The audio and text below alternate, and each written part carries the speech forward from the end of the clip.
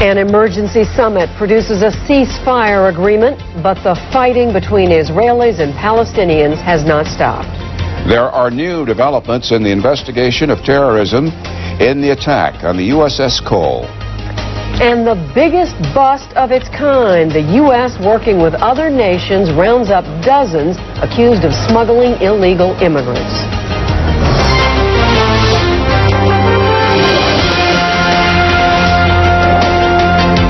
From CNN Center in Atlanta, this is World View. I'm Judy Woodruff. And I'm Bernard Shaw. We began with the Middle East. The emergency peace summit is over.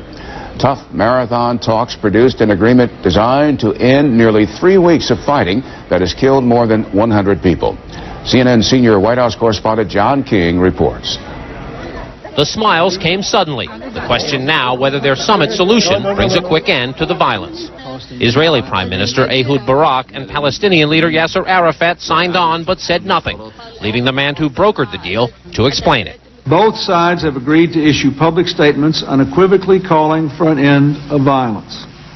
They also agreed to take immediate, concrete measures to end the current confrontation, eliminate points of friction, ensure an end to violence and incitement, maintain calm and prevent recurrence of recent events. Translation, ceasefire. Prime Minister Barak agreed to pull back Israeli troops from Palestinian territories and to reopen the Gaza airport. Mr. Arafat promised to improve security and to round up Hamas militants freed from jail these past 2 weeks. For both, it will be a tough sell back home, and Egypt's president tried to help. The outcome we have reached in this summit may not meet the expectations of our peoples. However, they constitute at the same time a basis on which we can build on. The agreement was forged of 2 Clinton trademarks, resilience and compromise. 5 meetings with Mr. Barak, the most critical running until 4 a.m. 5 sit-downs with Mr. Arafat, this one with President Mubarak to seal the deal. The compromises could soon test the resolve for calm. Mr. Arafat bowed to pressure and agreed to let the United States lead the inquiry into the recent violence, but the details are yet to be worked out. And instead of Barak's call for a firm date to resume peace talks, negotiators will meet in 2 weeks or so to test the mood. We have made important commitments here today against the backdrop of tragedy and crisis. We should have no illusions about the difficulties ahead. Mr. Clinton headed home convinced he had made a difference. The test will come quickly. The success of this summit to be judged most of all by whether Mr. Arafat and Mr. Barak can bring a swift end to the violence. As one U.S. official put it, we need them to work together now. Getting them to trust each other again will have to wait. John King, CNN, Sharm el-Sheikh, Egypt. As for Yasser Arafat, he is now back in Gaza. Ehud Barak is in Jerusalem. As CNN's Walter Rogers reports, both men face a difficult road ahead. Yasser Arafat left quickly. The Palestinians said to be disappointed. They had to settle for a watered-down version of their demand for an international commission to investigate who was responsible for the violence. Publicly, Arafat seemed to reserve judgment on the summit. The most important thing during yesterday and today is the implementation, and we expect an accurate and honest implementation to what has been agreed upon. By contrast, Prime Minister Ehud Barak said Israel achieved its goals, but he said he will wait 48 hours before ordering his troops pulled back from Palestinian-controlled areas. And he made an impassioned plea for a revival of the peace process. We won't be able to forgive ourselves if we will be deteriorated into an infinite series of violent clashes and without trying our best. But Barak said if clashes continue, Israel will know what to do, adding the coming days will tell whether he has a peace partner. They will also tell how much attention Palestinians pay to Arafat's call for an end to the hostilities. Perhaps the most eloquent comment on the expectations coming from this summit came from Jordan's King Abdullah. Keep our fingers crossed. Indeed, much of the world is keeping its fingers crossed because unless the violence abates, the region could become even more inflamed with repercussions that could affect the political stability of moderate Arab states as well as world oil prices, and few would be left untouched by that. Walter Rogers, CNN, Sharm el-Sheikh, Egypt. The next 2 days are expected to be pivotal as each side tries to determine if the other is holding to the agreement. One key Israeli political leader says his government remains cautiously hopeful. We shall wait. We shall have a lot of patience and perseverance in the next couple of days. Let's see how it works. If Arafat has a control, leadership and a command over his troops, we can resume peace talks. If not, I don't know. And as CNN's Gerald Kessel reports, the deal at Sharm el-Sheikh has not yet stopped the violence in the streets. An Israeli tank stationed outside Ramallah backs off towards its base a couple of hours after the summit commitments. Another tank stands pat, however. Minutes later, at a nearby point of friction on the edge between Palestinian and Israeli-controlled territory, a new clash erupts. Palestinians stone Israeli troops. They mostly hold their fire. A relatively quiet standoff. But at about the same time, a more serious confrontation to the south of Jerusalem. Shots fired into an Israeli neighborhood seriously wound an Israeli border policeman. Israel fires back with tank-mounted machine guns at what it says is the source of the fire, the Palestinian town of Beit Jala. In nearby Bethlehem, a fierce clash after the funeral of a 15-year-old Palestinian killed the previous day. An Israeli military commander says orders have not changed since the summit. My orders were cooling policy, full restraint, and if someone will aim and shoot, use your weapon and kill him. During a Palestinian demonstration inside Ramallah of Yasser Arafat's Fatah movement, criticism of the summit's results from a powerful grassroots leader. They will have to put an end for the Israeli occupation. If they didn't deal with this issue, I don't think that they will succeed it, and they failed to do that. This peaceful intifada will continue until the independence and the sovereignty. That kind of talk is seen as a possible challenge to Mr. Arafat's approach. But if the security arrangements take hold, the Palestinian leader, says one analyst, will be able to make good on his commitments. If Israel will also open the Palestinian territories and allow for normal life and movement, then I think Arafat will be in a position to calm down the situations gradually. The problem could be which side takes the first step that's needed to break that cycle. And though President Clinton also said it will take time to heal the wounds of the past 3 weeks, does the volatile Israeli-Palestinian relationship have that time? Gerald Kessel, CNN, Jerusalem. Many nations in the region have taken a critical view of the Sharm el-Sheikh summit. Iran is calling the ceasefire pact, quote, an imposed peace that has given the Palestinians nothing, unquote, and suggests that Islamic nations use oil as a weapon to support the Palestinians. Iraq has declared that a holy war is the only way to, quote, liberate Palestine, unquote. Syria's state radio called for a strong Arab front against Israel as President Bashar al-Assad began a visit to Saudi Arabia. U.S. Secretary of State Madeleine Albright is also there and reportedly is seeking a meeting with Mr. Assad. The United States may seek to use Albright's visit to encourage moderate voices ahead of an Arab summit beginning Saturday in Cairo. And when Worldview returns, the investigation into the attack on the USS Cole moves forward as Navy divers find more bodies. there are new developments in what is being investigated as a terrorist attack on the USS Cole in Yemen.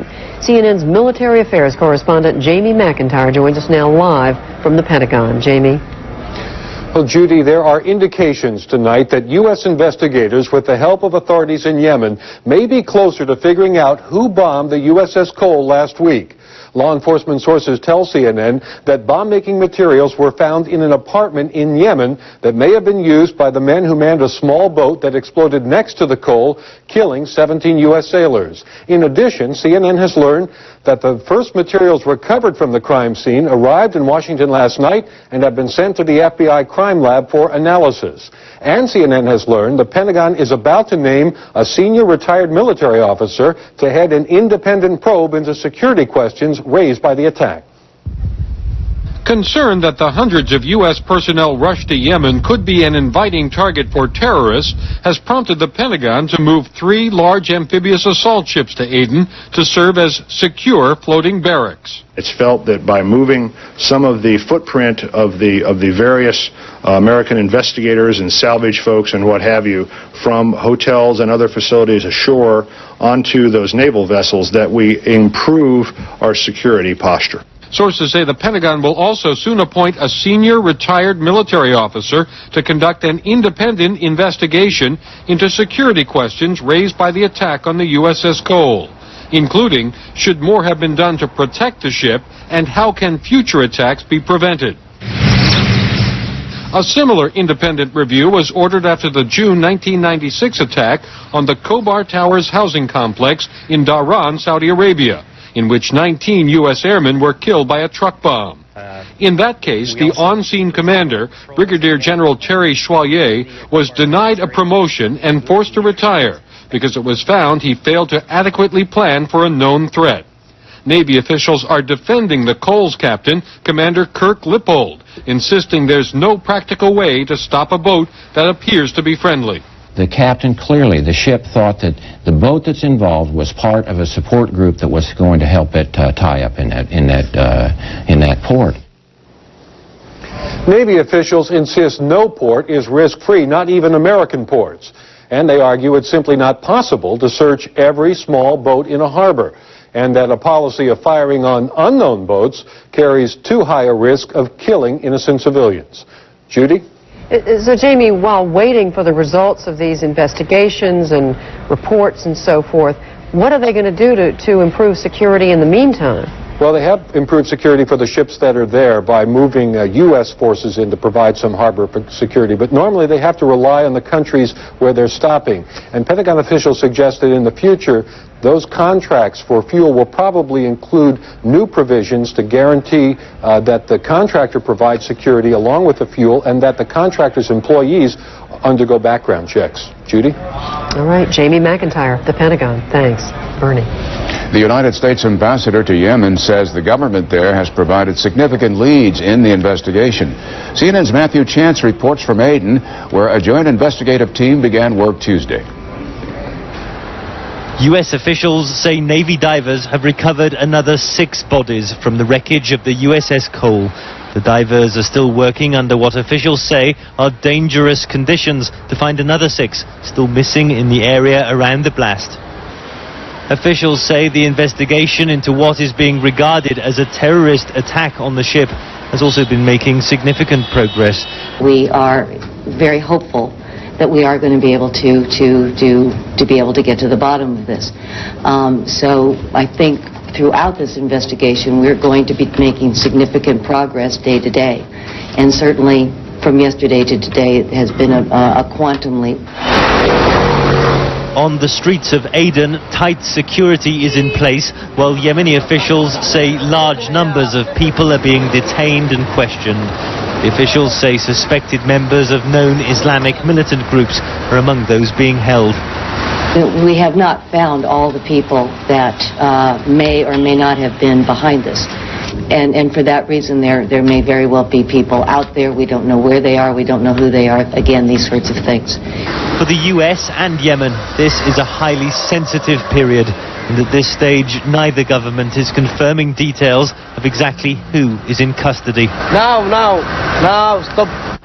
US officials are treating the investigation into the apparent attack on the USS Cole with the utmost confidentiality. And even though there are still no final conclusions, they say both they and the Yemeni authorities are determined to bring those responsible to justice. Matthew Chance, CNN at the port of Aden in Yemen. One of the suspects in the blast is accused terrorist mastermind Osama bin Laden. The Saudi exile lives under the protection of the ruling Taliban in Afghanistan.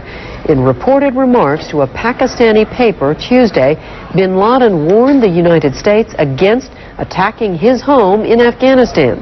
The Taliban says the report is a fabrication. CNN's Nick Robertson reports.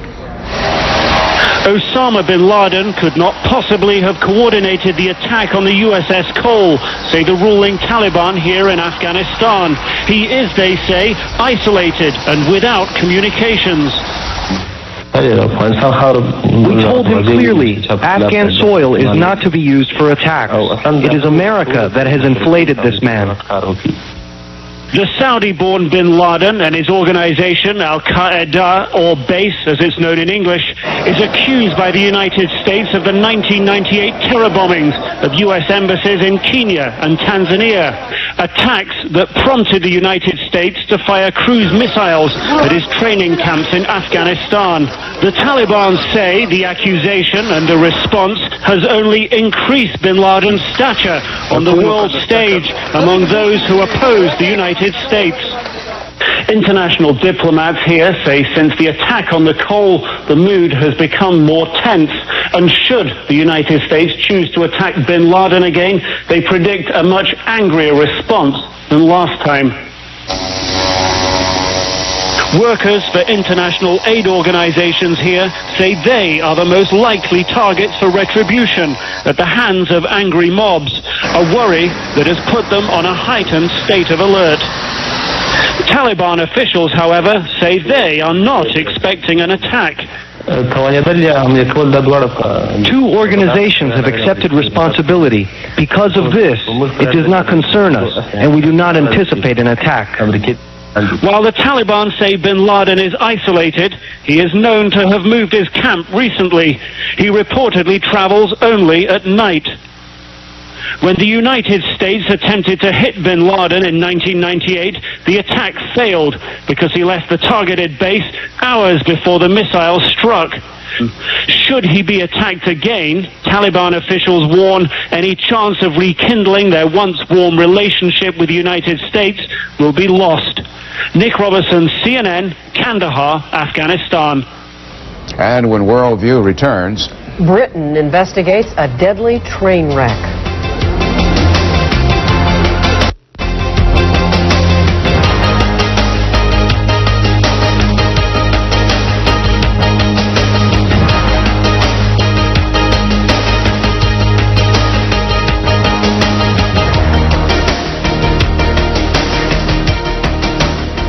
the final presidential debate in St. Louis, Missouri, between Governor Bush and Vice President Gore is being affected somewhat by the death of Missouri Governor Mel Carnahan.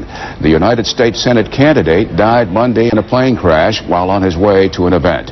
His son and a campaign aide also were killed. Governor Carnahan was 66 years old. There's no word on the cause of a train derailment Tuesday outside London. The high-speed passenger train went off the tracks near Hatfield shortly after leaving London for Leeds, England. 4 people were killed.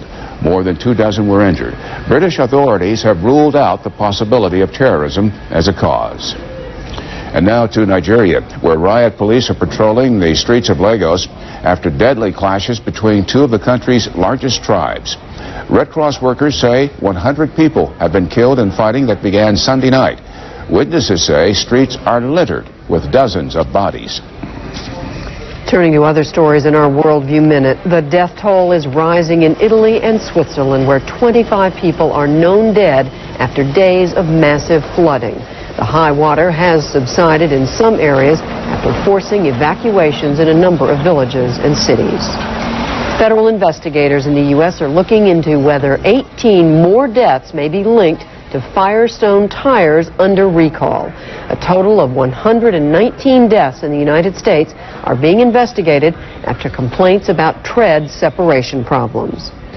For the 3rd straight day, a pair of astronauts from the shuttle Discovery ventured into space Tuesday to work on the International Space Station. They installed cables and power converters that will eventually help provide energy for the station. Still to come on Worldview.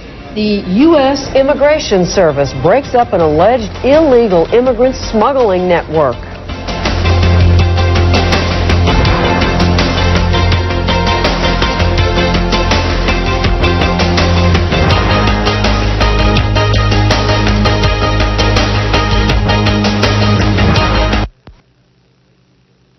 The U.S. Immigration and Naturalization Service has long battled to keep illegal immigrants from sneaking past U.S. borders. Now, with the cooperation of some Central American nations, a new crackdown has yielded arrests. CNN's Kate Snow reports. September 26th, Guatemalan police set out to find coyotes, smugglers who deal in human cargo, moving undocumented immigrants through Central America en route to the United States, part of the largest ever multinational crackdown on illegal U.S. immigration, a U.S.-led move to stop the problem at its source. In the past, our border with Mexico was the sole obstacle that smugglers faced when bringing migrants into the United States across the southwest border. Today, we are forging alliances with our southern neighbors.